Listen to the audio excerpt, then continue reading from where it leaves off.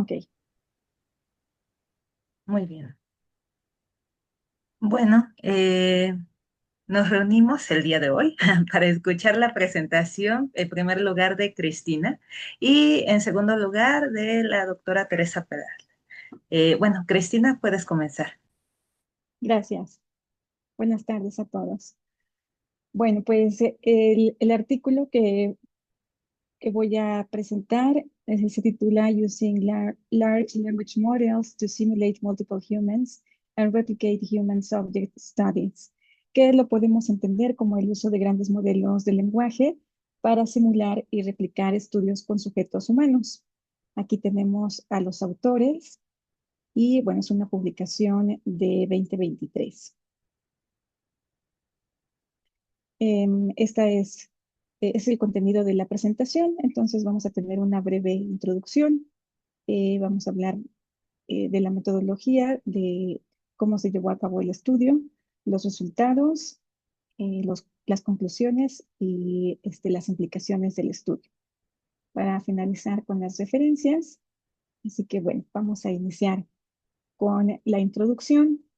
Entonces, bueno, este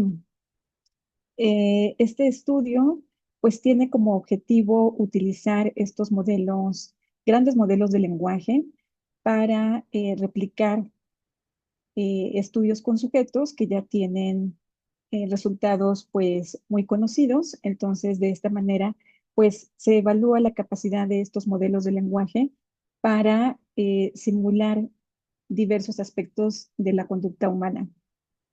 Entonces, estos investigadores diseñaron o hicieron una propuesta de prueba a la que llamaron experimento Turing y que a diferencia del test original de Turing, que solamente evalúa a un individuo, en esta propuesta de este equipo, pues ellos quieren simular una muestra representativa de participantes en sujetos con estudios humanos. Entonces quieren ver hasta qué punto estos modelos, grandes modelos de lenguaje, pueden simular la participación de sujetos en estudios experimentales.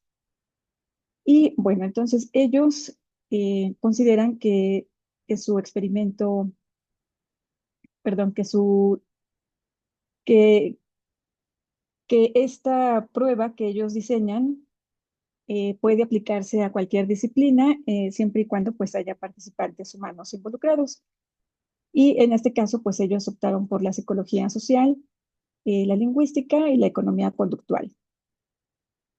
Y bueno, pues entonces, como ya comenté antes, ellos buscaban pues que esta prueba replicara, perdón, hallazgos bien establecidos de estudios ya hechos con anterioridad y que también pues se revelaran distorsiones consistentes en la simulación de un comportamiento humano específico. Esto es que estas distorsiones pues ya no corresponden a un comportamiento natural, digamos, ¿no? Entonces hay que poder identificar estas distorsiones para saber cuáles son las limitaciones de estos modelos.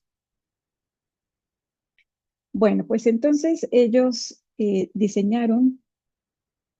este, diseñaron su prueba eh, partiendo de lo que ellos denominaron en diseño Zero Shot, que consiste o consistió en no incluir datos de las pruebas originales o de los experimentos originales como parte del prompting o de estas entradas con las que se entrenan estos modelos, grandes modelos de lenguaje, para pues evitar la réplica de los datos ya preexistentes, porque de otra manera pues entonces los modelos solamente estarían repitiendo o replicando la información eh, que ya fue utilizada como parte de su entrenamiento. Entonces ellos procuraron que eso no fuera así, que estos modelos no recibieran información alguna sobre estos experimentos realizados con anterioridad.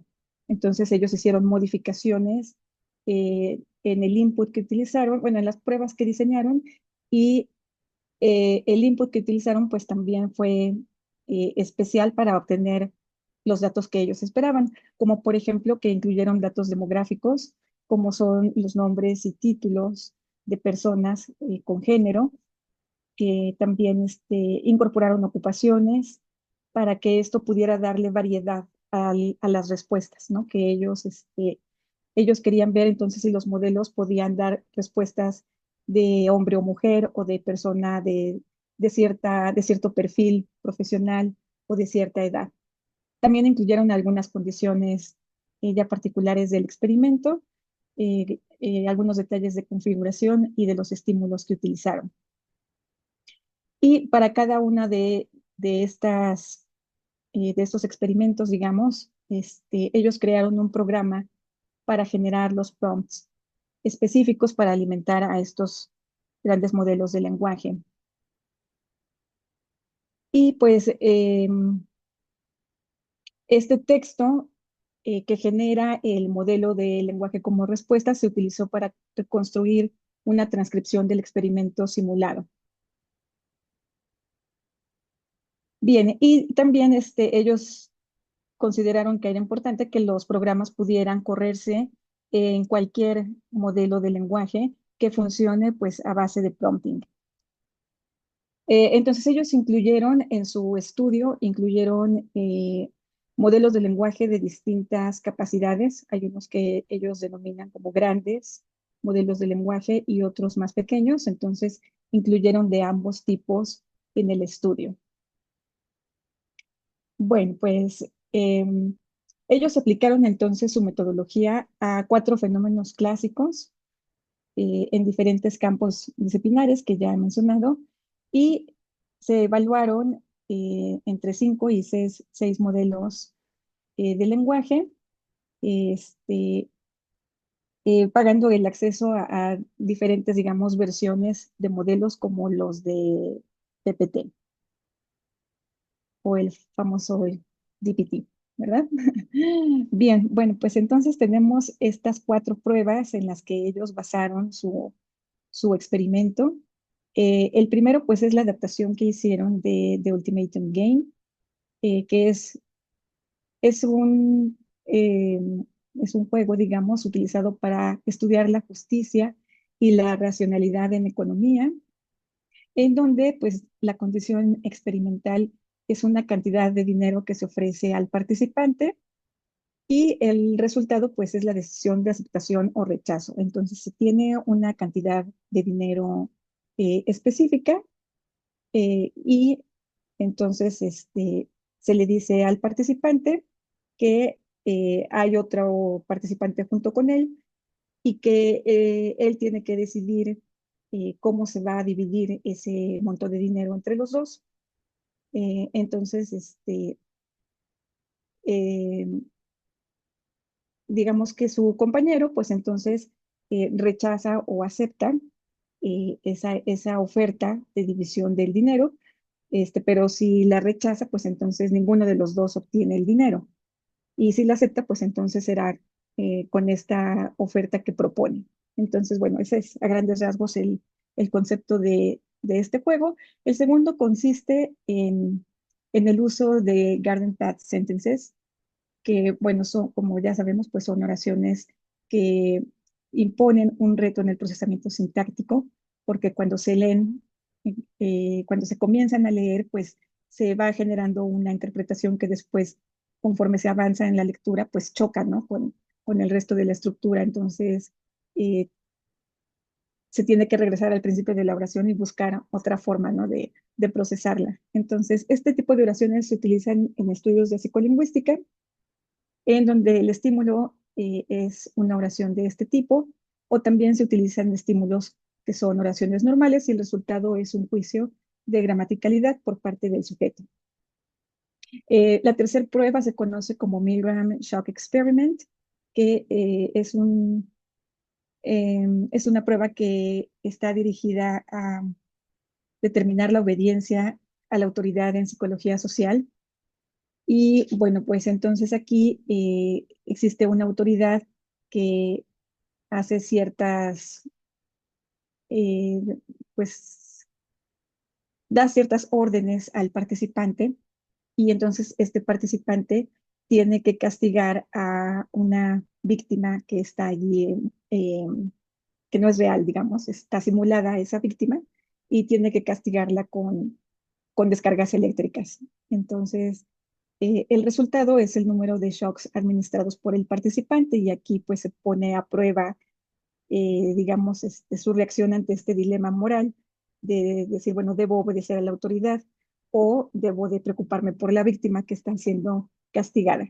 Y la última prueba se llama Wisdom of Crowds, en el que se estudia la inteligencia colectiva en distintas disciplinas y pues se parte del supuesto de que la inteligencia colectiva tiene menor margen de error que las respuestas individuales, ¿no? Las respuestas individuales, pues, ahora sí que por ser una única respuesta, pues puede tener un margen de error más amplio que las respuestas colectivas. Entonces, ellos utilizaron también una prueba de este tipo para analizar las respuestas de un grupo de participantes simulados. Bueno, pues entonces ellos aplicaron su propia versión de cada una de estas pruebas.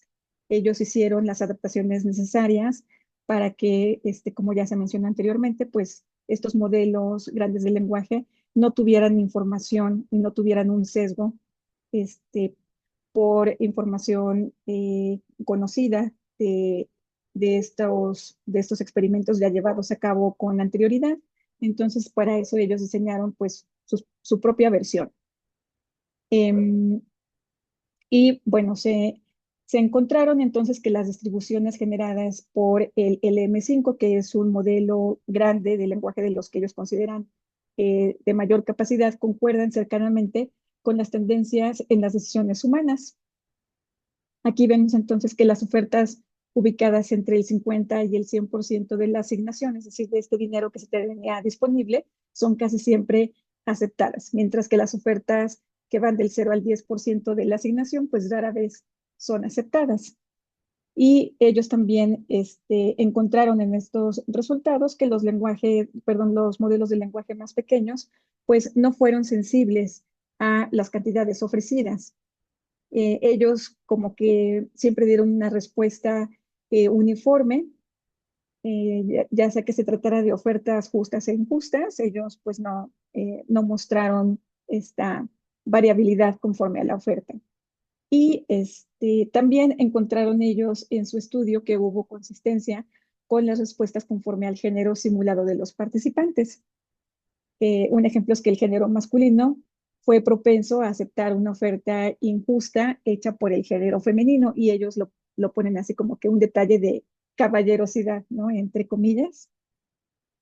Entonces ellos vieron que sí hubo un resultado o sí hubo una respuesta por parte de estos modelos de lenguaje por recibir estos prompts con características de género, de edad, de ser señor, señora, etcétera. Incluso también introdujeron información en la que el señor y la señora eran como del mismo apellido, entonces se entendía que eran conocidos y otros que eran simplemente hombre y mujer desconocidos.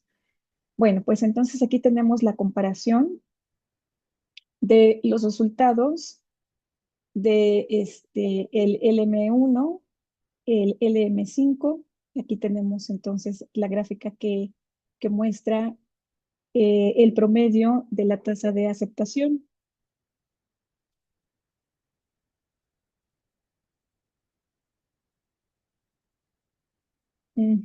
Y vieron que, pues que las respuestas sí fueron similares, vamos a decir que estas curvas de aceptación replicaron pues bastante bien, digamos, el,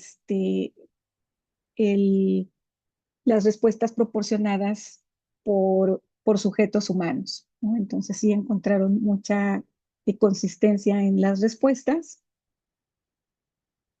Y bueno, vamos a pasar entonces a la siguiente imagen. Ujú. Aquí es donde vemos entonces cuando tenemos a la persona que propone, tenemos a la persona que responde, ya sea que acepta o rechaza la oferta, Aquí tenemos cuando era de señorita a señor, señor, señor, señorita, señorita o señora y señor, señora, ¿no? Entonces tenemos estas diferentes curvas de respuesta, ujú, en las que vemos cómo se comportaron eh, conforme a los títulos que les fueron otorgados. Entonces aquí es donde podemos corroborar este dato de que el modelo LM5 pues predijo que los hombres tenían mayor posibilidad de aceptar una oferta que no era justa, digamos, por parte de una mujer. Al contrario de las mujeres, que ellas parecían tener entonces menor rango de aceptación de una oferta que no era justa por parte de los hombres.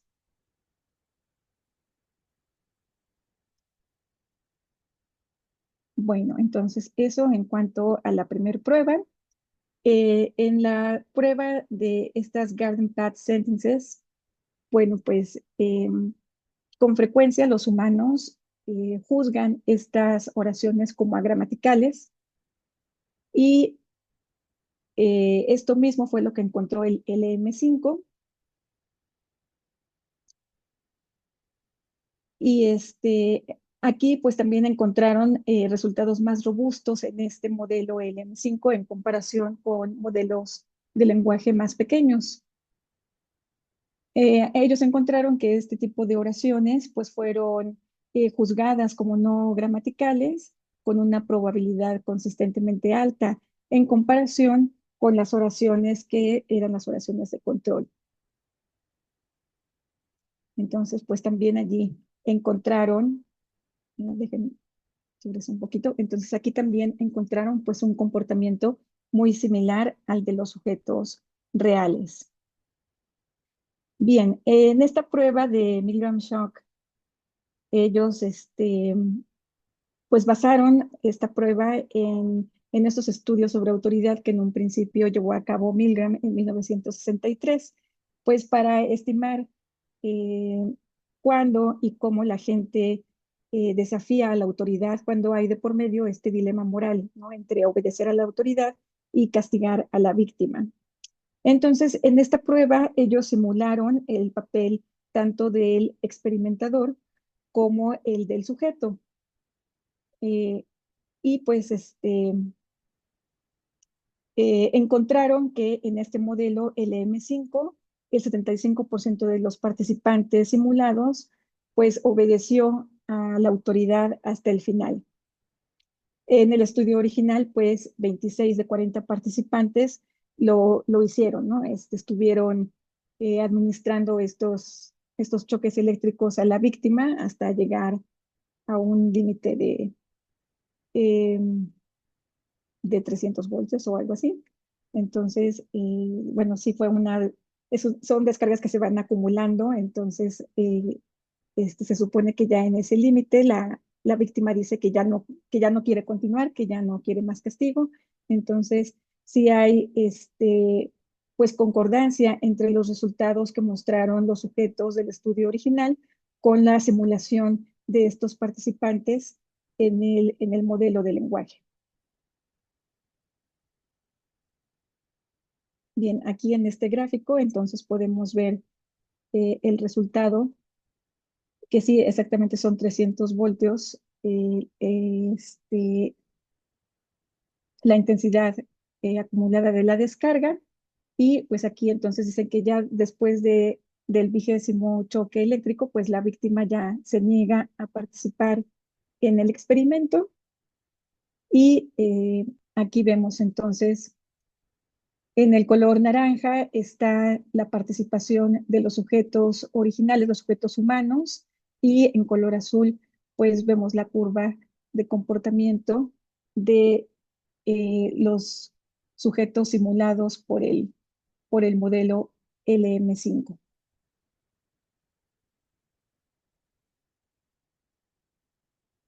Aquí tenemos un 100% de sujetos que están aquí primero en 100 voltios, luego en 200 y ya en 300, pues ya viene el declive, que fue también lo que se registró en la prueba original.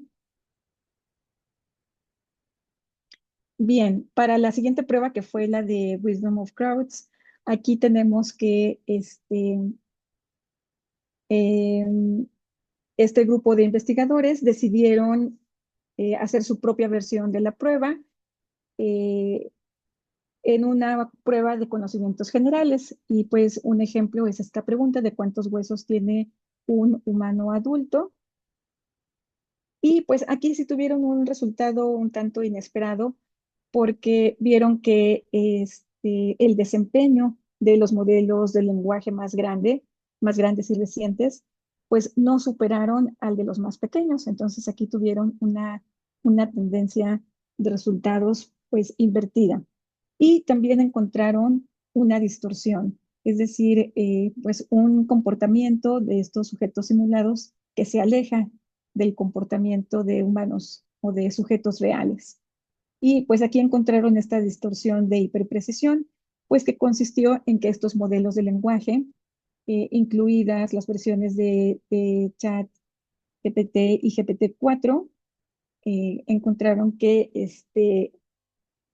había respuestas muy precisas, perfectamente correctas. Aquí tenemos el ejemplo que podían proporcionar con exactitud el punto de fusión del aluminio. Entonces, eso no es algo que los humanos pueden hacer, pues nada más, así como una respuesta espontánea, ¿no? Entonces, no es algo que esté dentro de los conocimientos generales de un sujeto, ¿sí? Entonces, bueno, la utilidad de estas distorsiones, pues es que ayudan precisamente a ver qué tan confiables son las respuestas y hasta dónde puede llegar, el, digamos, la capacidad de simulación de estos modelos de lenguaje. Aquí tenemos en este gráfico tenemos en los colores, pues las diferentes preguntas, perdón, que se aplicaron en esta prueba. Vemos entonces que los humanos pues tienen variabilidad en sus respuestas. El LM6 pues vemos que tiene todas estas respuestas así en un grado máximo. El LM5 también solamente en la respuesta 4 tiene un menor este, tiene digamos, menores frecuencias de respuestas. El LM4 y el LM3 pues ya tienen menos respuestas, pero vean como el LM6 pues sí tiene esta distorsión en la que proporciona respuestas demasiado precisas, ¿no? Mucho más de lo esperado, mucho más de lo natural. Entonces, pues eh, claro que los investigadores encuentran limitaciones en este tipo de estudios. Ellos mencionan que algunos experimentos, como es el caso del Milgram Shock Experiment, pues no son experimentos éticos y que por lo tanto no deben aplicarse a humanos y que incluso también hay debate sobre la ética de aplicar estos experimentos en sujetos simulados.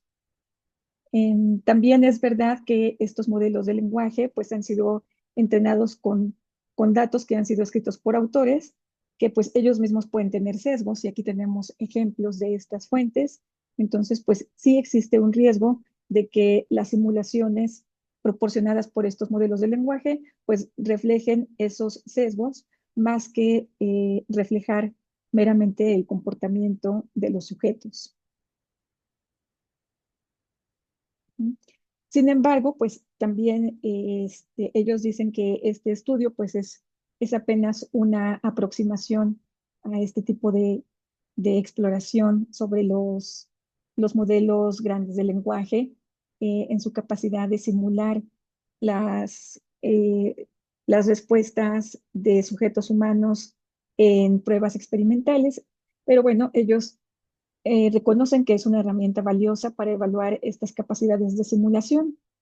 Y pues también estas pruebas, este tipo de pruebas que ellos diseñaron, pues promueven la visión de la inteligencia artificial como un simulador de inteligencia colectiva, más que tratar de proporcionar una visión como de la inteligencia de manera individual, ¿no? De la inteligencia humana de una manera antropomorfizada, dicen ellos. ¿No? Pero pues ellos entonces dicen que también hay que ver entonces eh, las ventajas o los beneficios o ver la posibilidad que tiene la inteligencia artificial de simular la inteligencia de manera colectiva.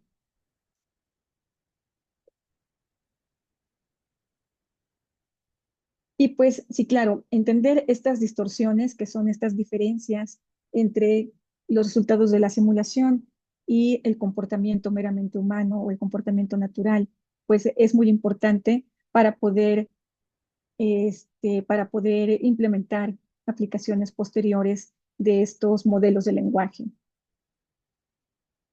Y pues sí se considera que estos modelos pueden incorporarse en el diseño de protocolos experimentales que ayuden a evaluar hipótesis en situaciones donde los estudios con humanos pues sea costoso, sea poco ético o incluso que no sean posibles, ¿no? Que no sean factibles de llevarse a cabo. Entonces, pues por eso es que ellos están explorando esta línea para ver si efectivamente pueden utilizarse estos modelos para que simulen la participación de sujetos reales y que puedan proporcionar resultados fiables. Y bueno, pues con esto termina la presentación y pues muchas gracias.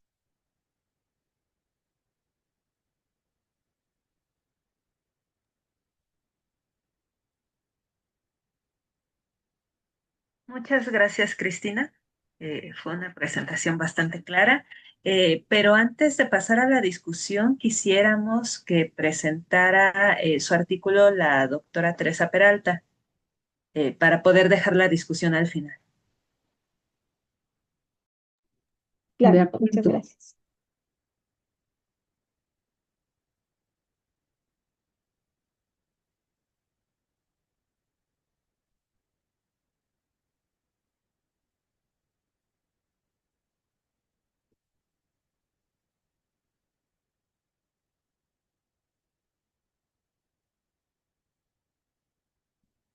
¿Pueden ver? Sí, ¿Sí? Ok, a mí me tocó presentar este artículo que se llama Large Language Models are Better than Theoretical Linguistics at Theoretical Linguistics. Es este es artículo el que voy a presentar.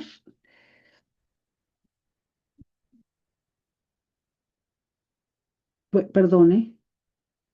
Eh, ¿Cuál es el punto de partida de los autores? Eh, Su punto de partida es que los grandes modelos de lenguaje son mejores, dicen ellos, por lo menos en el dominio de estructura argumental verbal, que las teorías lingüísticas formuladas por humanos.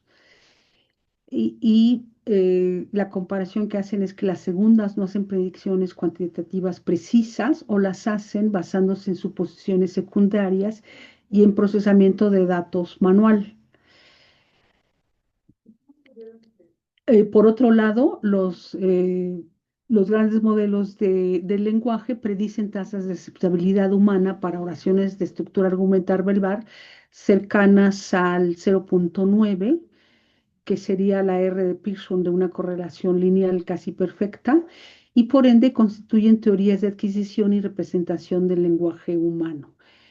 Yo resalté la idea que constituyen teorías de adquisición y representación porque esa es la afirmación que ellos hacen, no necesariamente que yo esté de acuerdo con lo que dicen, pero digamos que serían sus puntos de partida, ¿no? ¿Cuál es el fenómeno que a ellos les interesa? Lo tenemos aquí ejemplificado con estas oraciones. La oración uno utilizan ejemplos del inglés, the ball roll, someone roll the ball, que son oraciones transitivas, causativas y que se pueden presentar de una o de otra forma, como en uno y como en dos. Pero si nosotros, dicen ellos, vemos el caso de 3, donde tenemos the man left, en 4 no podríamos decir someone left the man, que sería más o menos equivalente a la oración de 2. Y en el caso de 5, la única manera de, digamos, de resolver la gramaticalidad que nos da la oración 4 es utilizando una perifrástica, que sería someone made the man laugh. Estos serían los hechos que ellos plantean. Efectivamente, aquí están, ¿no?, la discusión, ¿no? Los verbos pueden ocurrir tanto en forma intransitiva y coactiva o transitiva causativa, que serían los ejemplos de 1 y 2, ¿no? Y otros solo pueden aparecer en la primera forma, que sería el caso de 3, y no en la segunda, y su realización causativa solo es posible en estructuras perifrásticas. Al final voy a regresar a hablar un poco de estos ejemplos, pero adelanto un poquito que ellos están haciendo una comparación que desde mi punto de vista es una comparación incorrecta, porque la oración de 1 y 2 tiene que ver efectivamente con una estructura transitiva, pero el ejemplo de la oración 3 no es un verbo transitivo, sino es un verbo inergativo. Y la estructura argumental de estos verbos es diferente. Pero bueno, los autores se preguntan por qué esto es posible en 1 y 2 y no es posible en 3, y solamente es posible en 3 planteando una perifrástica, ¿no? Y bueno, ese es el problema que ellos plantean. O sea, ¿por qué en 1 y 2 es posible y en el caso de 3 no? Y el foco de su investigación son lo que llaman ellos verbos causativos, pero argumentan que existen restricciones similares en la misma estructura en por lo menos 40 lenguas. O sea, justamente en esta posibilidad de estas transitivas causativas, ¿no?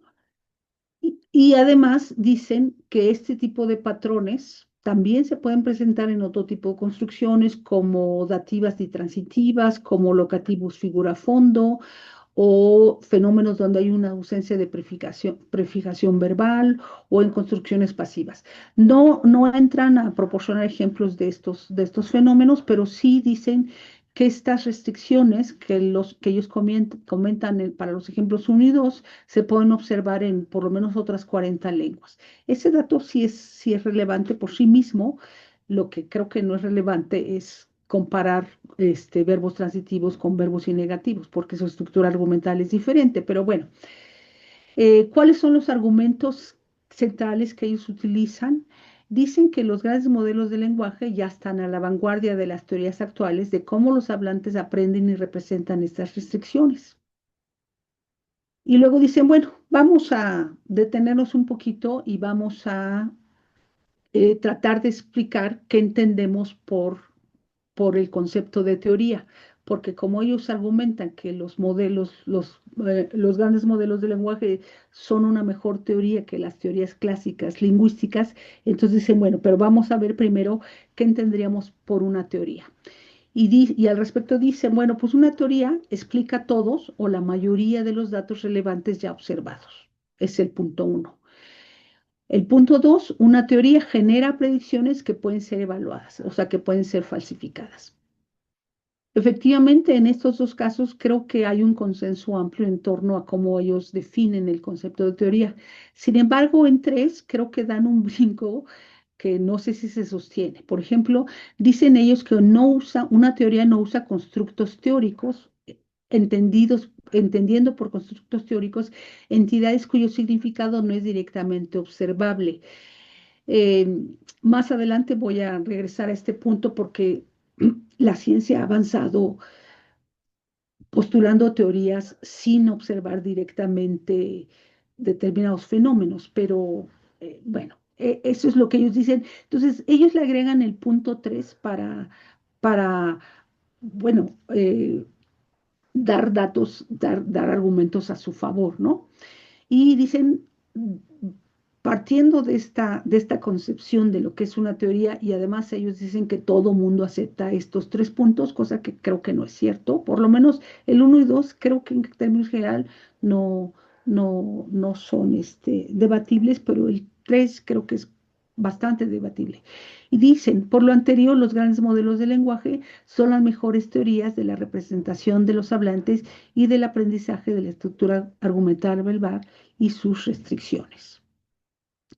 Y dice, bueno, ¿y qué pasa con otras teorías que han abordado el fenómeno de la estructura de la estructura argumental de este tipo de verbos? Y hacen un recorrido muy, muy sencillito, muy superficial de otras teorías. Por ejemplo, mencionan en el caso de la gramática generativa que esta teoría postula que los ítems en el léxico están categorizados por su clase sintáctica y subcategorizados por sus argumentos. O sea, justo lo que decía hace yo al ratito, o sea, un verbo transitivo proyecta 2 argumentos, un verbo inergativo proyectaría un argumento, ¿no? O en acercamientos más tradicionales gramaticales utilizarían la palabra valencia verbal en lugar de hablar de argumentos, pero en principio estaríamos hablando de lo mismo.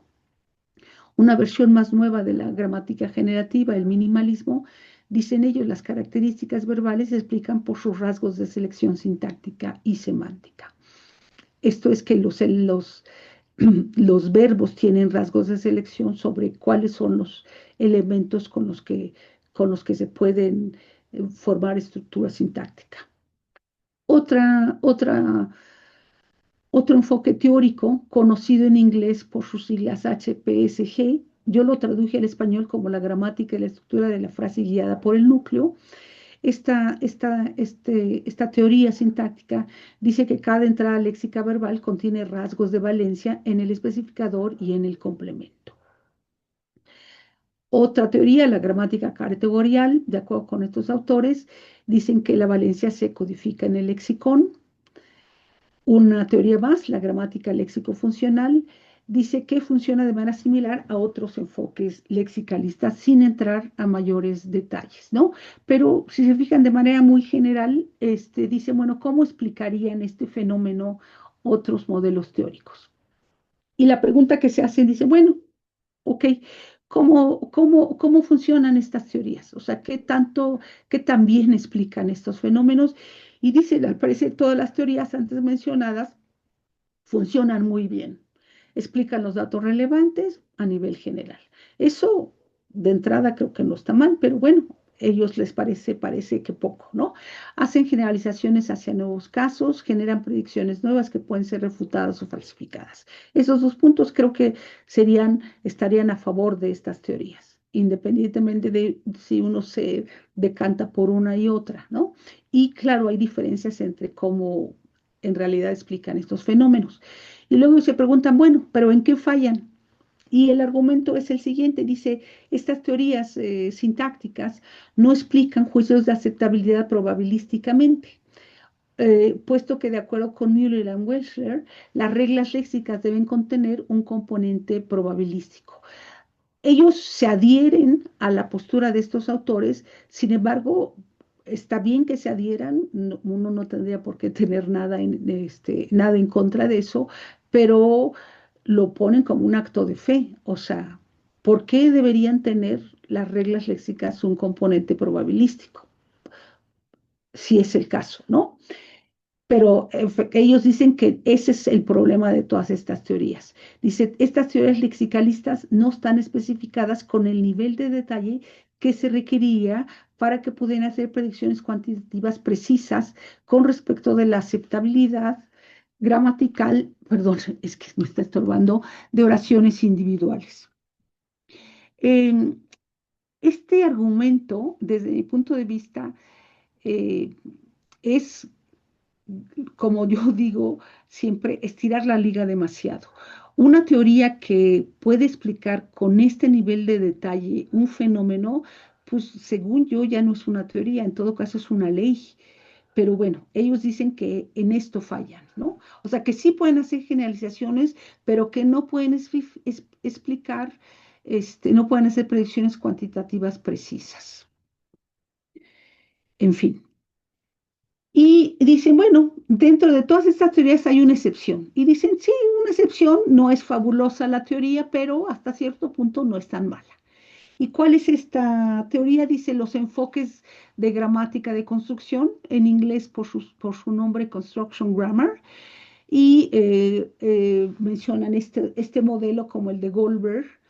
Dice que incluye un mecanismo detallado que da cuenta de grados de aceptabilidad probabilísticos. No estoy entrando en el detalle de este enfoque, de esta gramática en particular, pero si les interesa cómo lo formula la gramática, pueden acercarse al artículo. Yo solamente quería presentarlo de manera general. Y luego dicen los autores, ¿en qué falla este enfoque? Dice, el problema es que falla porque tiene que asumir explicaciones secundarias y no explica fenómenos más específicos. Para ellos, para ellos una teoría que hace asunciones alrededor de un fenómeno es una mala teoría.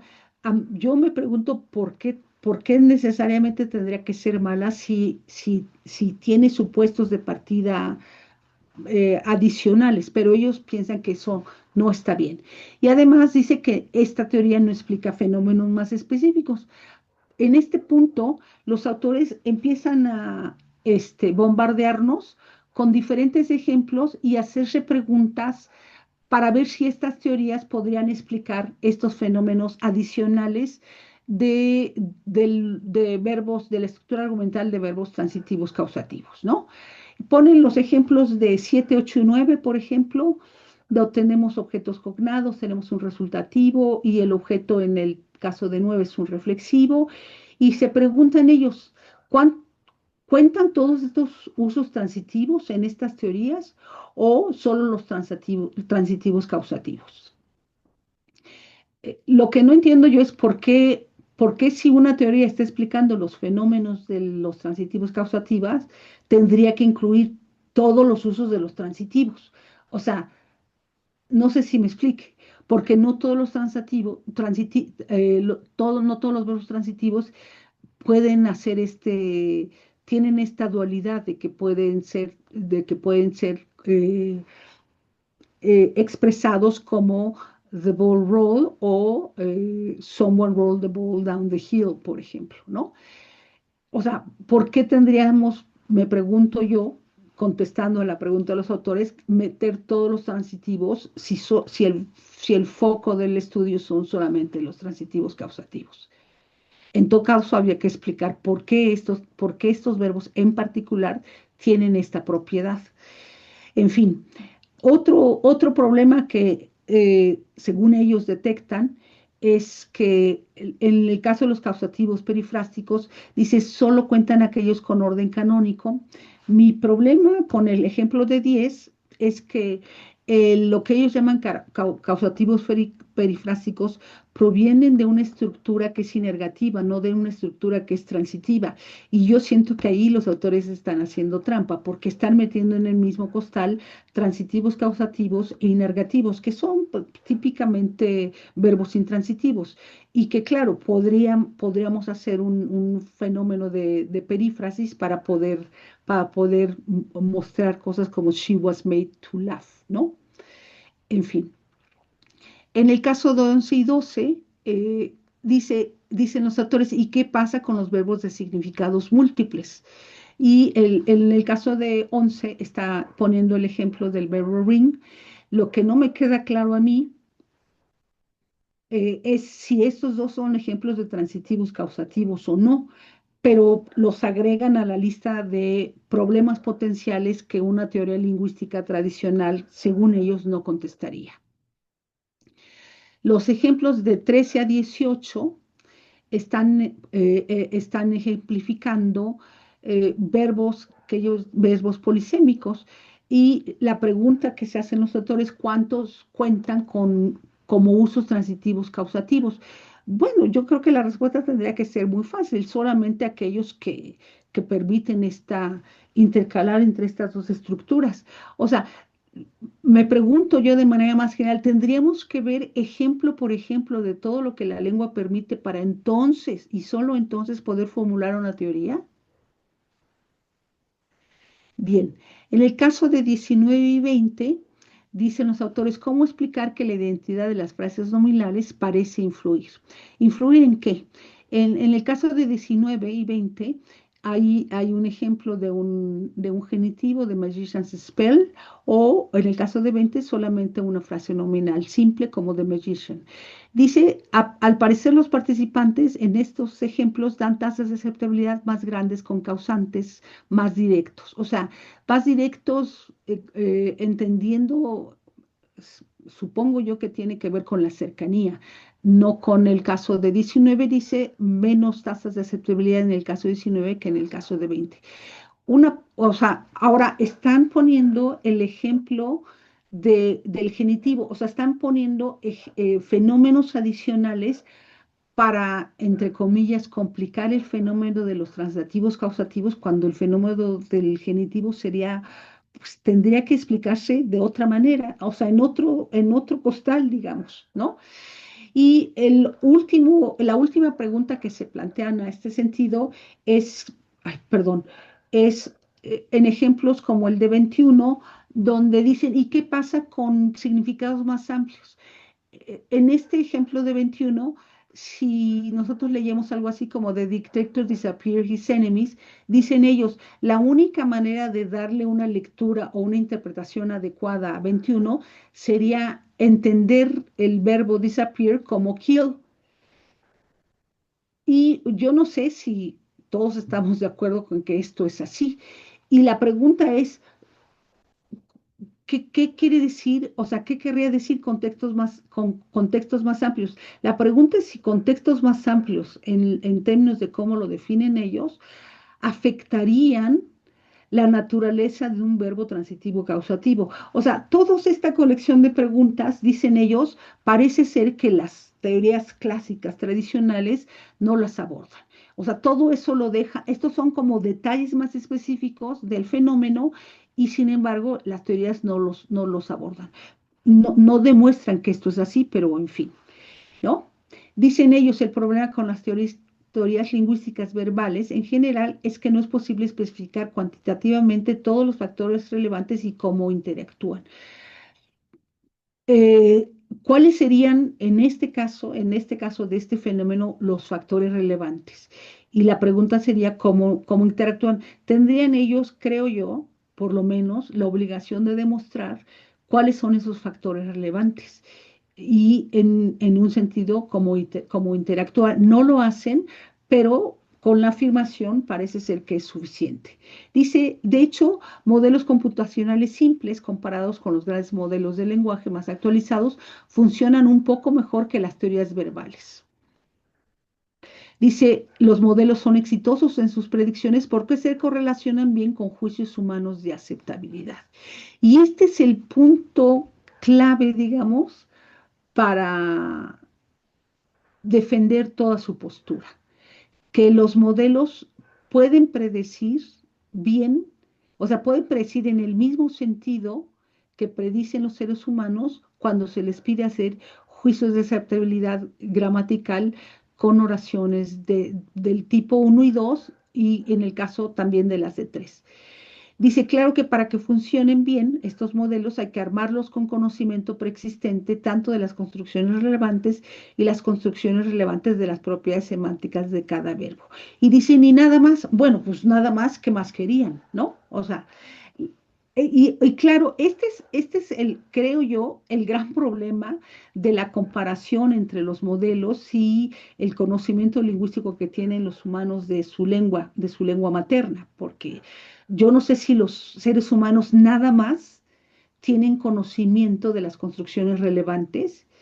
O sea, parecería que los seres humanos tendrían que pasar por un proceso, eh, voy a regresar, tendrían que pasar un proceso en el cual pudieran ver todos estos ejemplos, los de 7, 8, 9, 10, 11, 12, de 13 hasta el 21, y entonces podrían hacer predicciones adecuadas o podrían hacer juicios adecuados de esto. Y creo que no es así, creo que los seres humanos no funcionan así en términos de cómo hacen juicios. y porque si no, entonces uno tendría que esperar a hacer pruebas de juicios de aceptabilidad con los humanos, ya pues con adultos muy que tengan mucha experiencia en el uso del lenguaje y que contarían solamente hablantes educados, o sea, con educación formal, no contarían hablantes sin educación formal, o sea, no queda claro. En fin. En resumen, dice, las explicaciones previas de cómo los hablantes aprenden y representan la estructura argumental y los verbos fallan, ya sea porque no hacen ninguna predicciones graduales cuantitativas de los juicios de aceptabilidad humanos. Creo que eso no es cierto porque, eh, o sea, lo que hacen los juicios de aceptabilidad es tratar de poner a prueba una postura teórica, pero dicen ellos que no hacen ninguna predicción gradual. Y además dicen fallan porque hacen estas predicciones solo una vez que el experimentador ha hecho muchas suposiciones secundarias que no son parte esencial de la teoría y además involucran mucho procesamiento de datos a mano. O sea, les molesta que se haga de manera más, este, no sé, más limitada, digamos, de alguna manera, ¿no? Y también les molesta que la teoría, pues no sea solamente, otra vez volvemos a preguntarnos qué serían los elementos esenciales de la teoría para explicar un fenómeno de transitivas causativas y qué no sería esencial. En fin, ¿cuál es la diferencia que ellos encuentran entre los grandes modelos de lenguaje? Y dice, los grandes modelos de lenguaje en contraste, o sea, en contraste de las teorías tradicionales lingüísticas, funcionan, punto, ¿no? Para mostrar esto, ellos llevaron a cabo una investigación para conocer la habilidad de los grandes modelos de lenguaje, y pongo entre comillas habilidad, pero es la palabra que ellos utilizan, para simular los juicios humanos de aceptabilidad gramatical. Se le preguntó y ellos utilizaron el modelo de chat GTP3, Text DaVinci 002.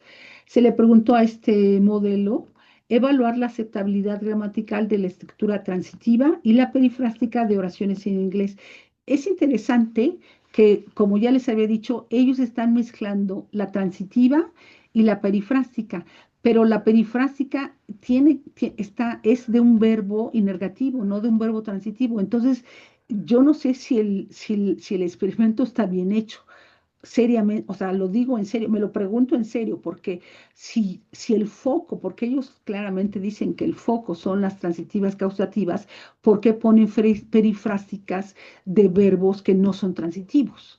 Y sí ponen perifrásticas de verbos que son inergativos, o sea, que no entran en el mismo costal que los transitivos causativos. Pero bueno, así hicieron su experimento y dice, a este modelo se le dio un entrenamiento para familiarizarlo con la tarea para evaluar oraciones en una escala de aceptabilidad de 5 puntos. Y aquí está un ejemplo del tipo de indicaciones o de prompts que le dieron al modelo. Por ejemplo, le decían algo así como las oraciones A y B, que están a continuación, son descripciones del mismo evento. A, someone barked the dog, y someone made the dog bark. Y la pregunta que les hacían, ¿qué tan aceptable gramaticalmente es la oración A? O en otro ensayo, ¿qué tan aceptable gramaticalmente sería la oración B? Como una descripción de una escena, ¿no? Este sería el ejemplo de indicaciones. Si se fijan, en el caso de B sería el ejemplo de las que ellos incluyeron como perifrásticas, ¿no? Y efectivamente el verbo bark es un verbo inergativo. O sea, yo puedo tener the dog bark con un solo argumento, el argumento externo de dog, y someone barked the dog, pero aquí lo que está haciendo es que está utilizando la estructura perifrástica para un verbo sin, o sea, directamente. con el verbo relevante, con el verbo inergativo, no con una forma perifrástica. Pero eso ya sabíamos de antemano que no era posible. Y otra vez pone estos ejemplos de las perifrásticas cuando en realidad ellos insisten que el foco de su investigación son las transitivas causativas. Obviamente, sus resultados son muy bonitos, ¿no? Aquí tienen una gráfica que muestra la preferencia por la perifrástica sobre las transitivas causativas en valores negativos, en la parte baja de la gráfica, o por valores positivos para la inversa, ¿no? Y esta comparación la hace entre el modelo de lenguaje que está en el eje de la Y y en el eje de la X están los seres humanos. Y si se fijan en la correlación lineal, es literalmente casi perfecta. O sea, es increíble. La pregunta la pregunta que tendríamos que hacernos seriamente es si podemos hacer este tipo de comparaciones, pero bueno, más adelante voy a hablar de esto, de este punto. ¿Cómo analizan estos resultados ellos? Dicen que la tasa de correlación entre los juicios de los humanos y el modelo es de una R de Pearson de 0,92 con un valor P de 0,0.1, con un porcentaje un coeficiente no, un, ¿cómo se me olvidó el nombre? Un intervalo de confianza al 95% con una correlación de orden de rangos de Kendall de una T de 0,80 con un valor P de menos 0,001. O sea, son muy bonitos sus resultados. O sea, son, repito, estadísticamente casi perfectos. Y la correlación es altísima, pero verdaderamente alta, es una locura. Y dicen ellos estas preferencias para forma perifrástica sobre la transitiva causativa en los usos de los diferentes verbos permite la evaluación más clara del modelo. O sea, ellos dicen que estos resultados están como poniéndoles estrellitas al modelo, o sea, que el modelo funciona más que perfecto, funciona perfecto, porque la comparación es entre cómo hacen los juicios los seres humanos y los juicios que hace el modelo. ¿Cuáles son las críticas que los autores señalan que les hicieron a su trabajo? Dicen, nos preguntaron, bueno, ¿y dónde está la teoría? Ellos contestan, el modelo es la teoría. En este caso, de la representación y adquisición de la estructura argumental verbal. Incluso dicen ellos, llegará el momento en que los juicios de aceptabilidad de los grandes modelos del lenguaje sean el estándar, eh, si los comparamos con los juicios de los humanos, que están además sujetos a error o por lo menos no controlan las diferencias individuales, no se controla. O sea, ellos dicen que no necesitan formular una teoría, sino que el modelo mismo es la teoría. Y dicen ellos, los autores se preguntan, no es claro por qué las intuiciones gramaticales de 48 estudiantes de Liverpool, o sea, de la ciudad de Liverpool, tengan precedencia sobre el de la sabiduría de millones de hablantes de inglés en todo el mundo.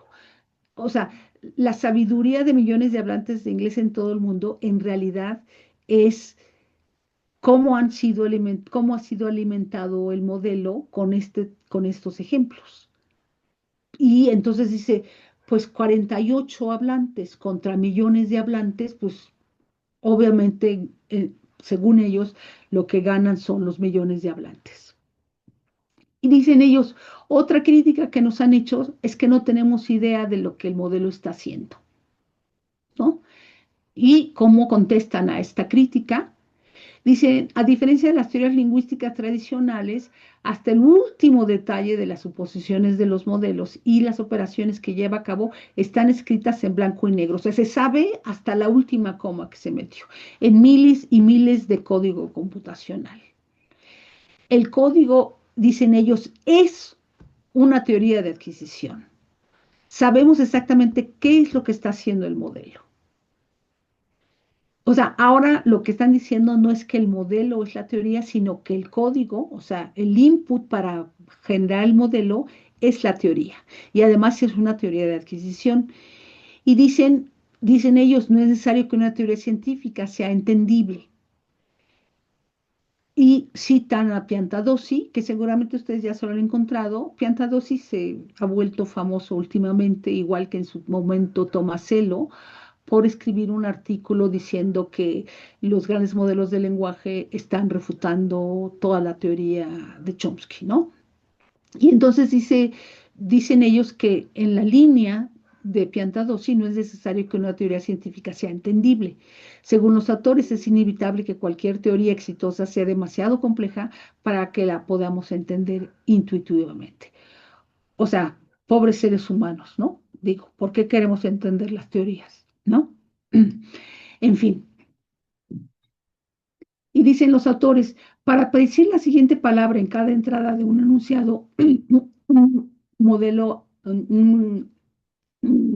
grande de lenguaje está primero almacenando o representando cada enunciado que entra, o sea, que se le da, y además está abstrayéndolo a lo largo de dichos enunciados de una forma que le permite de mejor manera hacer su tarea de predicción. Pero son tres palabras claves que a mí me gustaría que resaltar. Ellos dicen almacenando o representando. O sea, para predecir una palabra, yo creo que no es lo mismo almacenar que representar. De hecho, ellos mismos son muy cautos. Dicen almacenando o, digámoslos de alguna manera, representando. Yo pienso que una representación abstracta no es lo mismo que almacenar un dato específico. Y luego dice que están abstrayendo a lo largo de dichos enunciados para poder hacer sus tareas de predicción. Mi pregunta es si los modelos están haciendo alguna abstracción en el sentido que la podría hacer un ser humano, o más bien están cotejando contra los millones de ejemplares de enunciados que tienen para poder hacer una predicción.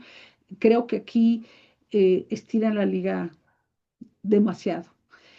Y el problema, dice, yo digo aquí, esta es afirmación mía, no es lo mismo almacenar y representar, y tampoco demuestran que el modelo está extrayendo nada. Puede solo estar buscando en su acervo ejemplos que le indiquen la respuesta correcta. Otra pregunta que se hacen es, que les hacen, si realmente los grandes modelos de lenguaje son teorías. Y dicen los que los critican, a los hablantes que proporcionan juicios de juicios de aceptabilidad confiables, no se les llaman teorías. O sea, no va un sujeto y dice, no, pues este sujeto es una teoría. ¿Sí me explicó? Igual que ellos dicen que los modelos son una teoría, pues entonces podríamos extender la afirmación y decir que los sujetos que hacen juicios de aceptabilidad son una teoría.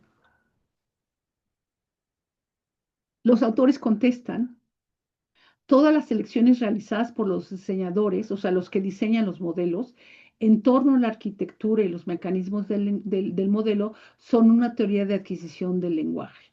Yo creo que, yo creo que de verdad están haciendo extrapolaciones que no son sostenibles.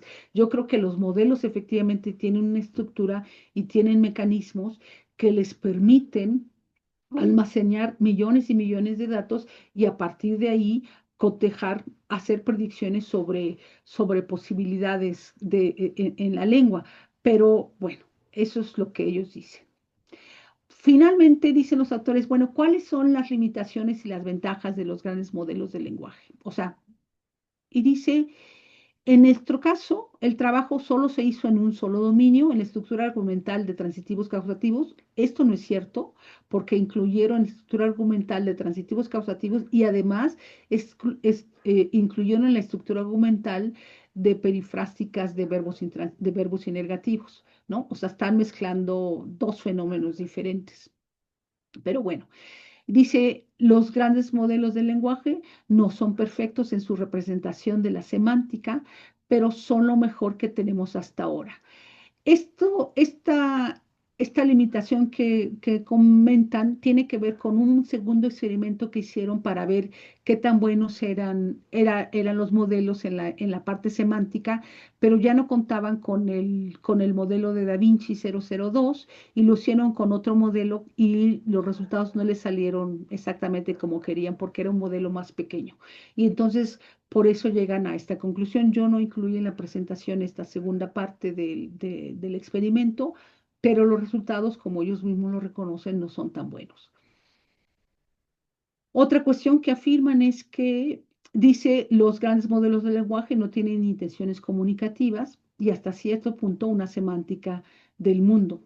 Y dicen, y bueno, dicen, claro, pero tampoco las teorías lingüísticas tradicionales. O sea, como, bueno, si esto es una desventaja del modelo, pues también es una desventaja de las teorías lingüísticas. Así que no pasa nada, ¿no? Y otra cosa que reconocen es que los grandes modelos de lenguaje requieren muchísimo más datos que los niños reciben. Eso está clarísimo. O sea, un niño no tiene que recibir miles de millones de datos para poder adquirir el fenómeno de las transativas causativas, por ejemplo, o para poder distinguir entre un verbo que genera dos argumentos o posiblemente tres y un verbo que solamente genera un argumento, y para poder distinguir entre verbos que generan un solo argumento, pero que se comportan diferente. Por ejemplo, estoy hablando de el contraste entre inergativos e inacusativos, ¿no? Y concluyen que la ventaja es que por ahora los grandes modelos de lenguaje son la teoría líder por mucho, ¿no? Este es el punto al que llegaron. Yo quisiera brevemente mencionar algunas de las fallas que a mí me parecen importantes de este trabajo. Ya lo he dicho en varios momentos, pero aquí lo resumo. Los ejemplos para mostrar el problema que abordan están mezclados. Por un lado usan ejemplos de verbos transitivos y por el otro de verbos inergativos. Esta distinción es relevante porque tienen propiedades muy distintas. Una de ellas es el número de argumentos que proyectan, evidentemente. Me parece que una razón por la cual ellos pudieron haber hecho este brinco es que apareciera que en su forma incoativa los transitivos causativos son iguales que los inergativos, cosa que no es cierto. O sea, no es cierta porque, bueno, o sea, hay muchas pruebas sintácticas que permiten demostrar que esto no es así, pero pudiera ser que a simple vista parece que los autores están tratando los incoativos como el modelo os trataría, como si fueran iguales y no son iguales, ¿no? Otra falla notable es que la descripción de qué es una teoría es claramente falsa con relación al punto 3. El punto 3 que ya había mencionado, que dicen ellos que una teoría no usa constructos teóricos. Esto es entidades cuyo significado no es directamente observable. Esto es falso. La ciencia ha avanzado no por lo que puede observar directamente, sino justo por constructos teóricos que en muchos casos han sido corroborados posteriormente por la observación directa o indirecta. Y podemos pensar en ejemplos clásicos en la ciencia, por ejemplo, las partículas subatómicas. Se postuló la existencia de las partículas subatómicas en los años 50 y fueron casi medio siglo después con un experimento de gran escala a nivel mundial que científicos pudieron probar fehacientemente la existencia de partículas subatómicas. Podemos pensar en el caso de los hoyos negros. La postulación de los hoyos negros era una postulación, digamos, indirecta, no porque se podían observar los hoyos negros directamente. En la actualidad, los telescopios que han diseñado el ser humano, pues permiten hacer observaciones de manera directa que permiten corroborar fenómenos como el fenómeno de los hoyos negros. Pero esta descripción de lo que es una teoría, en este punto en particular, creo que es una falla conceptual muy grave de los autores, ¿no? Otra falla que sería es que en ningún momento presentan, ni siquiera de forma general, que entienden por adquisición y afirman sin sustento que los hallazgos muestran cómo los hablantes adquieren y representan fenómenos lingüísticos. En este sentido, es obligado a preguntar, ¿cuál es su teoría de adquisición de lenguas naturales? si es que tienen alguna, porque no es lo mismo adquirir que representar. O sea, el proceso de adquisición y el proceso de representación pueden ir de la mano, pero normalmente uno es consecuencia del otro y ellos los ponen al mismo nivel. Pero bueno, la otra, ay, perdón, es que se me movió. A ver si lo puedo regresar. Otra cosa es que ellos mencionan que las teorías actuales no hacen cálculos probabilísticos exactos. Y mi pregunta es, ¿por qué una teoría tendría que hacer cálculos probabilísticos exactos? Digo yo, si este fuera el caso, dejaría de ser una teoría para convertirse en una ley de la naturaleza. Y pues los autores que plantean teorías, por ejemplo, en el ámbito de la sintaxis, no necesariamente tienen esta ambición. Pero bueno. Otra cosa que creo que también es un problema es que plantean preguntas tramposas. Por ejemplo, aquellas que dicen, ¿cuentan todos los usos transitivos? Pues no, la respuesta sería muy sencilla, no, porque no todos los transitivos permiten esta alternancia entre mostrar la causatividad o esconderla, o solo los transitivos causativos. En los casos de los causativos perifrásicos, solo cuentan aquellos con orden canónico. Es importante aquí detenernos y saber que el orden canónico y los órdenes no canónicos, por ejemplo, fenómenos como de pasiva, pues son aparentemente similares, pero en el fondo no lo son, porque tienen propiedades y características diferentes. Y en fin, eh, y todo esto son las preguntas que ya comenté, que van desde el 7 hasta el 21.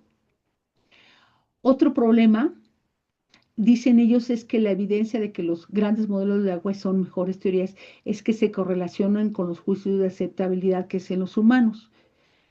Sin embargo, afirmar que son mejores porque trabajan con millones y millones de datos, a diferencia de los datos que podría recolectar un investigador, ¿no?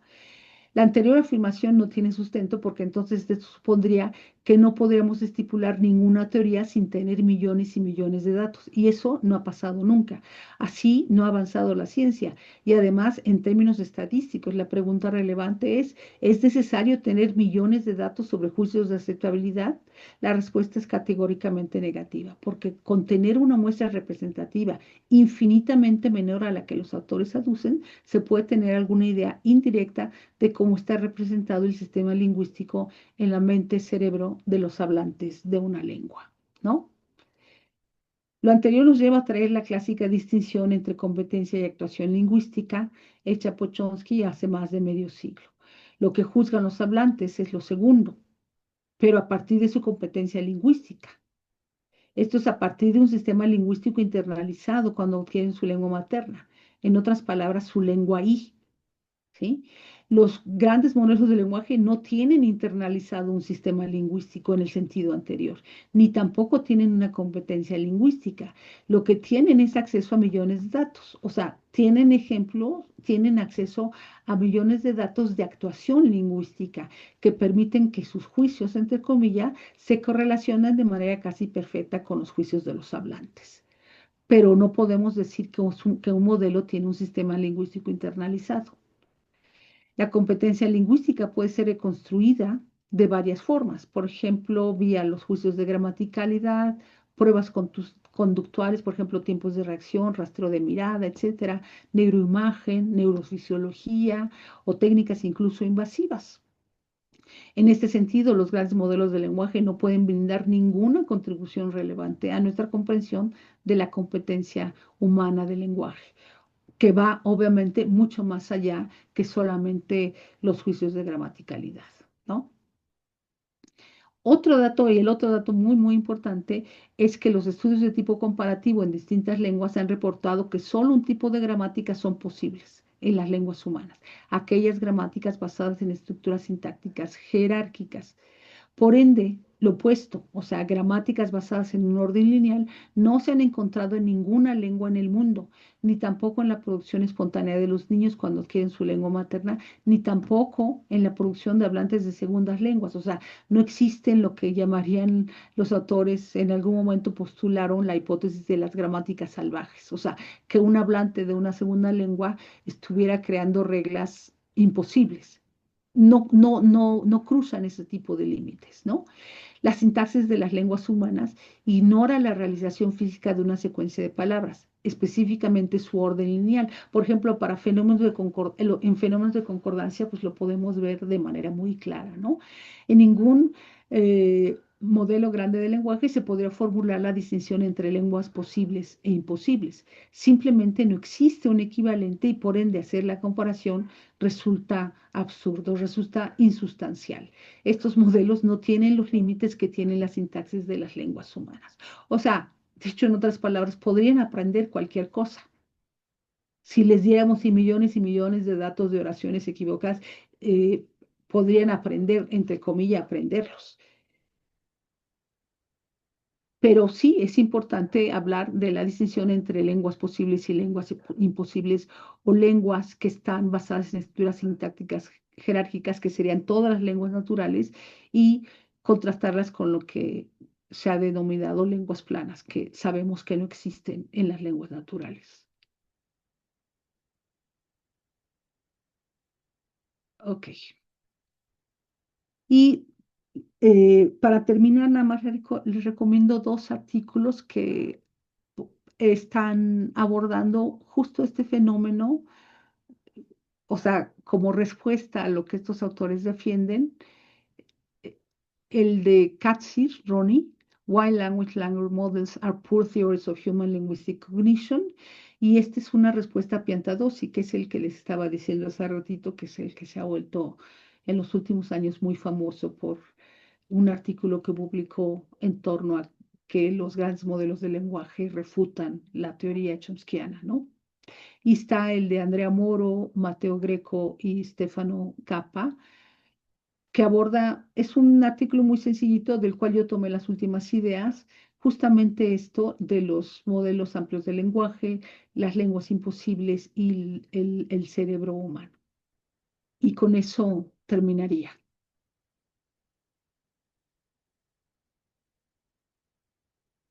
Perdón por todos los errores. Muchas gracias, Tere, por esta presentación. Bueno, podemos pasar entonces a las preguntas. Si levantan la manita, yo les doy la palabra.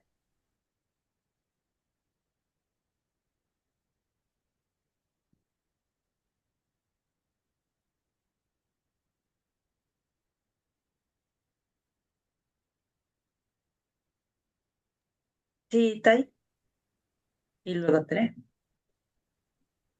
Gracias, Merari. Gracias a Cristina y a Tere por la presentación. Yo tengo varios comentarios, entonces espero no tomarme mucho tiempo. Eh, Digo rápidamente sobre el primer artículo, o sea, lo que quería decir es que, a ver si los mejores modelos de lenguaje pues replican ya el comportamiento humano en todas estas tareas, ¿no? Digo, la que nos interesa aquí es obviamente la competencia lingüística. Entonces creo que la pregunta ya no es qué tan artificial es el comportamiento del modelo, ¿no? Sino si en el futuro vamos a necesitar participantes. Porque si ya replican de esta manera el comportamiento, entonces podríamos justamente plantear que para hacer un experimento, entonces ya no necesitamos más participantes, ¿no? O sea, la dejo así abierta, ¿no? A ver qué piensan. Espero que genere discusión. Y en cuanto al artículo que le tocó a Tere, eh, lo primero que quería hacer era una precisión, porque lo que creo que sí dice es que las teorías sí usan constructos teóricos, nada más que no son directamente observables. Eh, Porque me parece que tú decías, Tere, que lo contrario, ¿no? Que no usan constructos teóricos y que además no son directamente observables. No, ellos dicen, cuando definen qué es una teoría, Pero lo dice, que dicen, cuando ellos definen qué es una teoría, dicen que una buena teoría, una teoría, está en la página 34, la segunda página del artículo. Dice, una sí. buena teoría explica todos o la mayoría de los datos relevantes Ujú, ya observados. ujú, Dos, predice lo que podríamos ver para nuevos casos. Tres, genera predicciones que son que Ujú. son evaluables, o sea, falsificables, ¿no? Y lo hace usando constructos teóricos. Ujú. Que no son directamente observables, más bien. Sí, porque Así, si no, no tendría entidades sentido. cuyos significados pueden ser definidos solamente con referencia a otras partes de la teoría y que son generalmente no directamente observables. Por ejemplo, la fuerza en la física newtoniana o el ensamble en lingüística o la palabra construcción en lingüística teórica, ¿no? Sí, sí, sí. Entonces, o sea, que sí usan constructos, pero que no, No, las teorías sí utilizan claro, constructos, pero claro, claro, claro, pero ellos dicen que el problema es que al utilizar estos constructos, lo hacen sin haber hecho observaciones directamente. Y claro, ellos dicen que los modelos hacen las predicciones con cosas que directamente observan. claro, sí, Y claro. esa sería, entre comillas, la ventaja. Claro, sí. Sí, y aquí me quiero referir justamente a la pregunta como que tú hacías, ¿no? Preguntabas, ¿tendríamos que evaluar cada instancia de un fenómeno, el que sea un fenómeno lingüístico, por ejemplo, para formular una teoría? O sea, obviamente estoy de acuerdo contigo. Claro que no, tendríamos que evaluar cada instancia, pero creo que aquí el punto que enfatizan es que el modelo puede hacerlo, puede evaluar cada instancia, ¿no? eh, y por eso dicen que es una mejor teoría, ¿no? Lo que yo no veo aquí es o sea, es cómo brindaría el modelo una explicación del fenómeno, ¿no? Mi pregunta es si un modelo amplio de lenguaje podría, a partir de evaluar todas las variables, más bien brindar una explicación, ¿no? Adecuada del fenómeno que rivalice con lo que dicen las teorías actuales, ¿no? Y creo que esto es todavía más, o sea, lo que sí me deja en shock es esto siguiente. Por eso les preguntan, ¿y dónde está la teoría? Ujú. Pero a lo mejor Entonces, sí podría, o sea, sí podría generar una explicación, que eso es lo que no nos muestran, ¿no? Al final lo que creo es que la repercusión más importante de esto es que, o sea, si este es el caso, que sí podrían generar estas explicaciones, yo creo que esto pone como en tela de juicio todo el paradigma científico, como yo lo entiendo, de hecho, y como lo enseñamos en experimental, o como de hecho lo estamos enseñando Merari y yo en metodología, ¿no? Porque hasta donde yo entiendo el paradigma científico, o sea, opera bajo un tipo de razonamiento inductivo, ¿no? Donde a partir de unas pocas observaciones a las que los seres humanos tenemos acceso, hacemos generalizaciones. Y esas generalizaciones son justamente las teorías, ¿no? El punto es que el modelo no necesita hacer pocas observaciones, o sea, justo lo que puede hacer es todas las observaciones posibles, ¿no? Entonces no necesita generalizar nada. O sea, eso es a mí lo que me simbra, ¿no? Aquí, porque entonces cambias el proceso racional de inductivo, que es como opera la ciencia, como opera la generación de teorías, a deductivo, porque ya tienes todo el panorama. O sea, eso es al final lo que creo a lo que se refieren. pero nos regresarían en la historia siglos, porque justamente los empiristas era lo que afirmaban en sus inicios. O sea, si tú quieres demostrar algo, necesitas haberlo observado. Entonces, yo no puedo afirmar que la Tierra es plana o que es redonda porque pues, no es algo que he observado.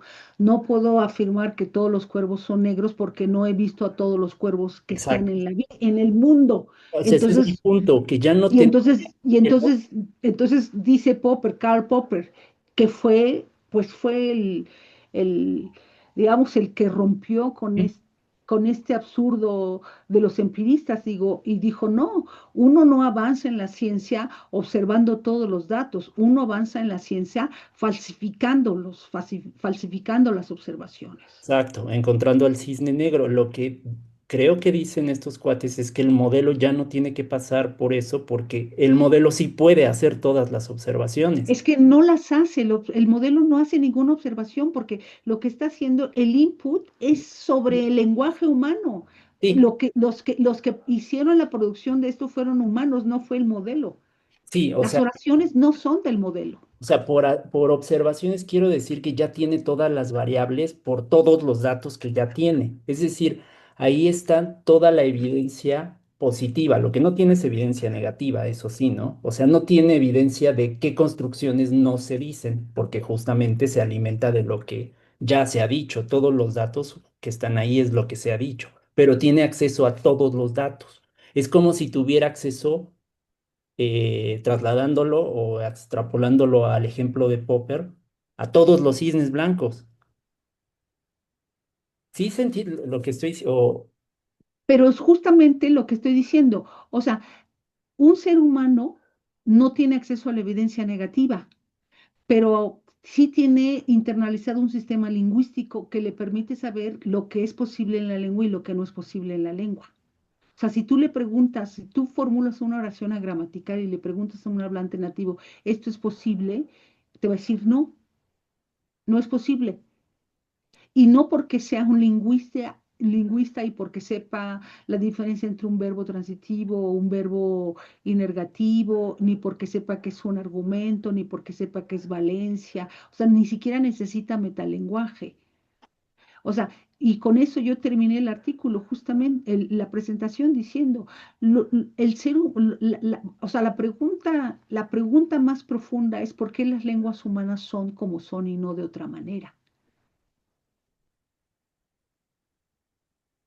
Un modelo nunca va a poder responder esta pregunta, aunque tenga acceso a a todos los datos de oraciones producidas.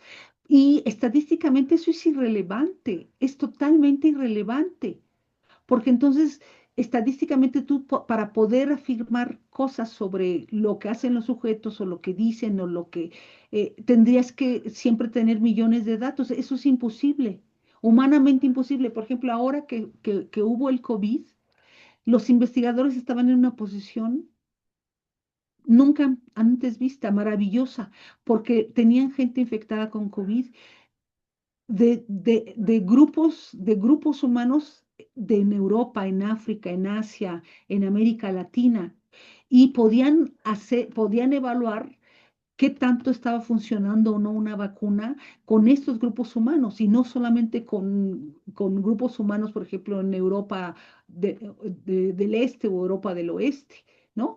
Y entonces tuvieron que sacar datos de millones de personas infectadas con COVID. La respuesta es absoluta y categóricamente no, no.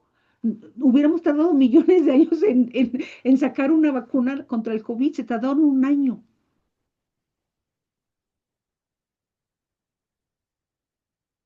O sea, no necesitas millones de datos, no necesitas ni la mitad de los millones de datos que ellos tienen para poder hacer las afirmaciones que puedes hacer en teoría lingüística.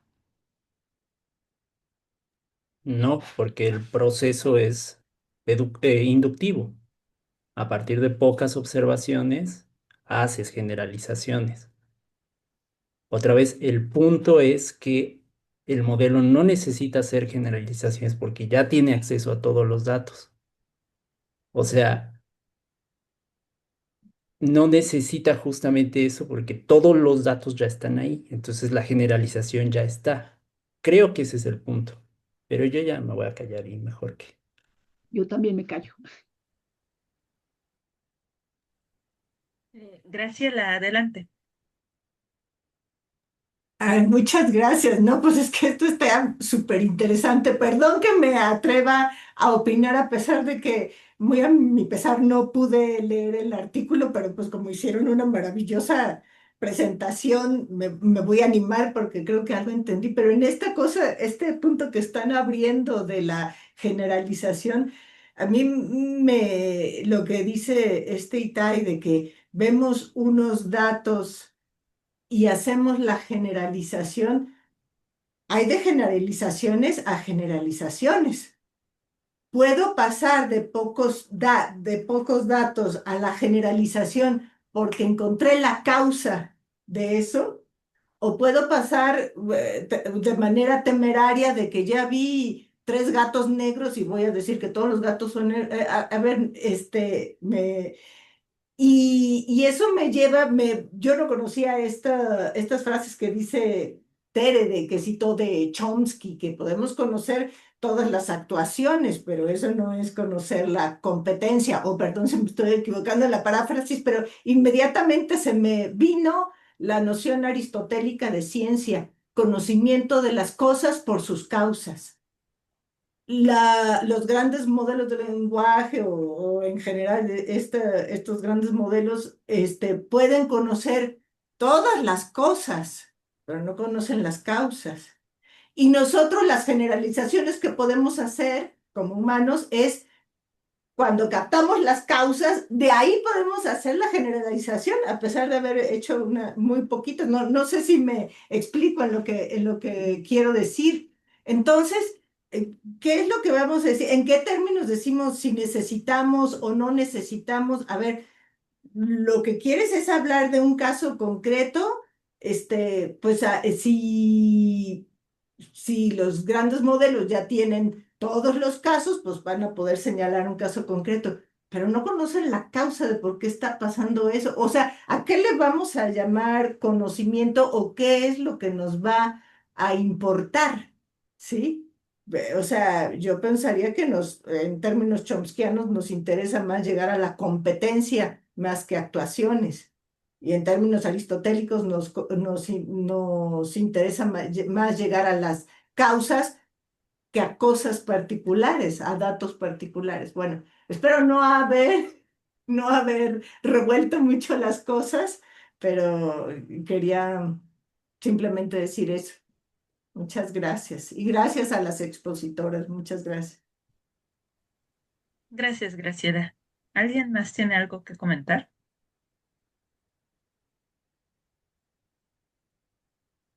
Yo quería comentar sobre el artículo de María Cristina. Me parece que los autores son bastante cautos. Entiendo que por sujetos simulados están diciendo que hacen esto con los modelos, ¿no? Utilizan varios modelos para ver cómo responden, ¿no? Esa es la idea. Pero Sí. bueno, me parece que son un poco más cautos. O sea, que podemos hacer cosas con estos grandes modelos de lenguaje, creo que sí. Pero yo creo que las afirmaciones que hacen, por lo menos en el artículo que a mí me tocó leer, son, o sea, son de una temeridad increíble. Pero bueno, lean el artículo de Andrea Moro, por favor, de Large Language, Impossible Language and Human Brains. O sea, el propio Andrea Moro tiene un libro clásico en la lingüística que se llama Impossible Language, ¿no? The Boundaries of Babel. O sea, es un trabajo, es una obra clásica, digamos, por lo menos en la perspectiva generativa. Si quieren, se los comparto por correo luego, pero bueno.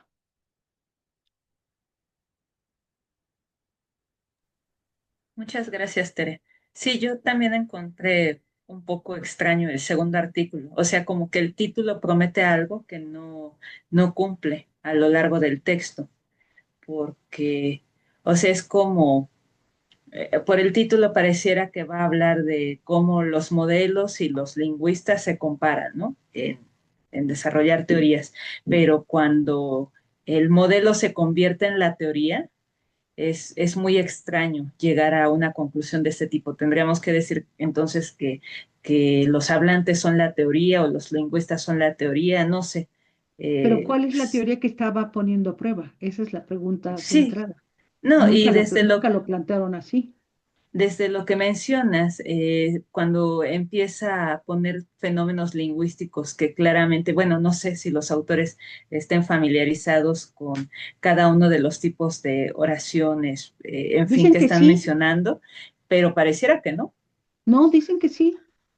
pero no parece, ¿no? O sea, al final, si una persona que no sabe de sintaxis se acerca a este texto, les compra todo y dice, no, sí, claro, porque argumentan y con mucha seguridad, pero bueno, es un poco difícil encontrar de repente la manera de responder a ellos si uno no está versado en el tema.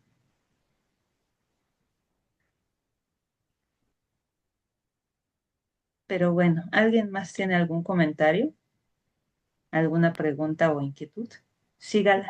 Yo nada más quería, o sea, me quedo con la sensación como muy similar a la de la sesión pasada. Siento que estamos caminando en círculos. O sea, hablar de modelos Te estás cortando. amplios, al Sígala, te final se estás están cortando un dando. poco. Bueno, Está fallando tu conexión, me ay, no parece. sé, porque lo pongo en el chat, entonces. Ok,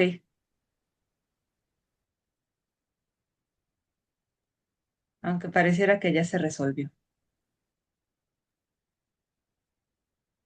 A ver, ahí me No, no, no se escucho. resolvió. Mejor escríbelo.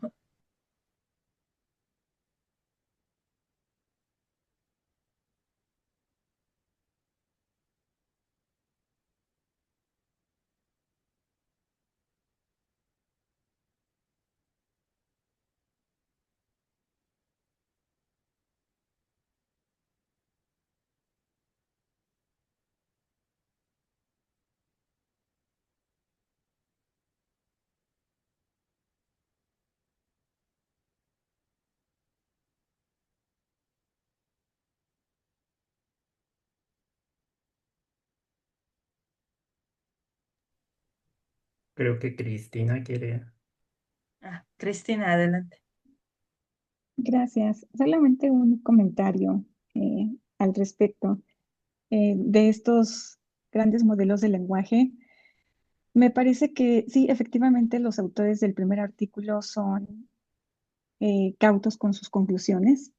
Me parece interesante el estudio que hicieron y creo que ellos están poniendo a prueba los alcances de estos modelos en la simulación del comportamiento de sujetos reales. Pero bueno, al final del día es eso, ¿no? Es una simulación. Y pues sí podrán estos sistemas hacer una buena simulación de estos comportamientos, pero no sustituir. Yo creo que sustituir al factor humano es algo que están lejanos de hacer porque no tienen este componente racional por sí mismos, no tienen el componente moral en el caso del dilema, ¿no? De la prueba esta de los electrochoques, pues una persona sí se ve en ese conflicto moral y pues un modelo de lenguaje solamente eh, replica, ¿no? Pero no tiene ni el componente racional ni la parte moral o emotiva también que pueden guiar una respuesta. Gracias. Gracias, Cristina. Voy a responder un poco a lo que dice Cristina antes de leer lo que ha escrito Gala. A mí me sigue preocupando que al final en los grandes modelos de lenguaje está representado solo cierto sector, ¿no? Entonces, temo que al final va a ser como si los empezamos a utilizar como participantes sintéticos, vamos a estar aplicando de cierta forma solo a cierto sector de la sociedad. Y eso solo nos va a llevar a lo mismo, lo mismo, lo mismo, y a excluir a una gran parte de posibles participantes. Pero bueno, dice Gala, que se queda con la sensación de que estamos caminando en círculos, pues al final los grandes modelos de lenguaje se alimentan de los seres humanos. Además, no tienen poder explicativo, solo descriptivo. Como bien dijo Graciela, pueden decirnos qué existe y qué es posible en la lengua, pero no su causa. De ahí a decir que son una teoría me parece muy fuerte. Sí, justamente creo que complementa muy bien lo que ha dicho Cristina. José Luis, por favor. Hola a todos, buenas noches. Me les voy a platicar una cosa que con la maestra, con la doctora Yema, me tocó ver y eso me dio como una idea de qué hay con los modelos de lenguaje. Miren, básicamente lo que nos pidió ella en su clase, que era procesamiento de lenguaje natural por medio de Python, nos pidió que tomáramos una serie de elementos, por ejemplo, plancha y refrigerador, no sé qué. Y nosotros teníamos que tomar un modelo de lenguaje muy pequeño en comparación a los modelos que están manejando ahorita, pero modelo al fin, modelo que se podía guardar en la computadora personal de cada uno. Y lo que tenemos que hacer era clasificarlos automáticamente de acuerdo a su relación semántica. Más o menos, eso tenía que quedar en un plano cartesiano. Tienen que quedar juntos la plancha y el refrigerador, pero cerca el gato y el perro. Esa parte, bueno, pues de lo que se trata es que en un lenguaje, un modelo de lenguaje, cada uno de los elementos, por ejemplo, el gato, tiene como que millones de otras palabras que están alrededor, pero te dice más o menos el modelo. Mira, el gato es como 30% perro. No tiene sentido para nosotros, cierto, pero tiene sentido en el sentido de que semánticamente están cerca. Dice, pero es como un 2% silla. O sea, o mesa, porque a lo mejor se relaciona a la mesa porque tiene cuatro patas la mesa y cuatro patas el gato. Lo que termina pasando es que al final, si tú tomas el gato y le dices, a ver, dime los elementos más relacionados, hay elementos que a lo mejor no parecen estar relacionados desde nuestro punto de vista, pero que de alguna manera constituyen el significado de gato incluso para nosotros, sin que nosotros sepamos. Entonces, en ese sentido, como que esos modelos nos pueden decir más o menos como que, qué tan relacionadas están con otras cosas, incluso con cosas que no parecen tener sentido para nosotros, pero que sí están en relación. Posiblemente, si es que me expliqué con esto, posiblemente un modelo de lenguaje cuando te habla de cuestiones de sintaxis, te puede dar luz a ciertos elementos que para nosotros no tienen sentido, pero que sí constituyen parte de su sentido sintáctico. Entonces, podría ser ese el valor que tienen. Si yo también cuando estaba leyendo el texto, hasta me puse una nota, dije, ok, un modelo es una teoría, muy al principio, ¿no? ¿Qué es esto, no? Pero yo creo que sí pueden dar luz sobre ciertas relaciones, ciertas correlaciones que tal vez desde un punto de vista así humano que uno se pone a ver, bueno, pues a ver esto, es un verbo transitivo, intransitivo, tal vez se nos puede pasar. Siento que ese podría ser el valor, más o menos. Muchas gracias, José Luis. Sí, bueno, al rescatar estos artículos, justo queremos ver qué tan valiosos son los amplios modelos de lenguaje para nuestra investigación. Pero bueno, todavía estamos discutiendo eso justamente el día de hoy, por ejemplo. ¿Alguien más tiene algún otro comentario, duda? ¿No? Bueno, pues creo que con esto podemos terminar la discusión. Y la siguiente reunión, ¿qué día es? No tengo la fecha a la mano.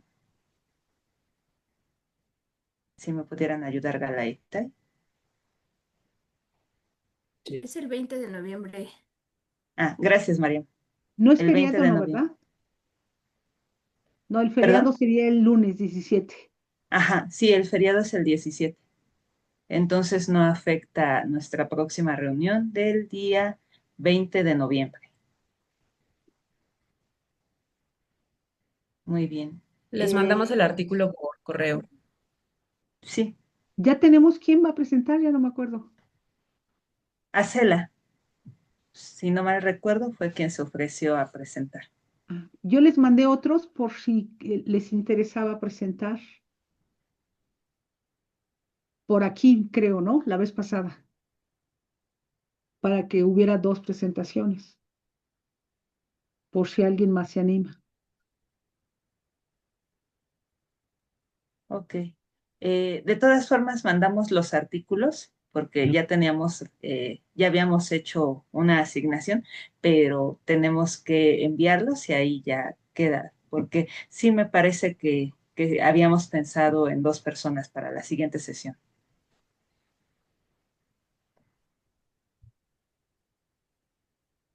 Muy bien, pues muchas gracias por estar aquí y nos vemos dentro de un mes. Hasta luego.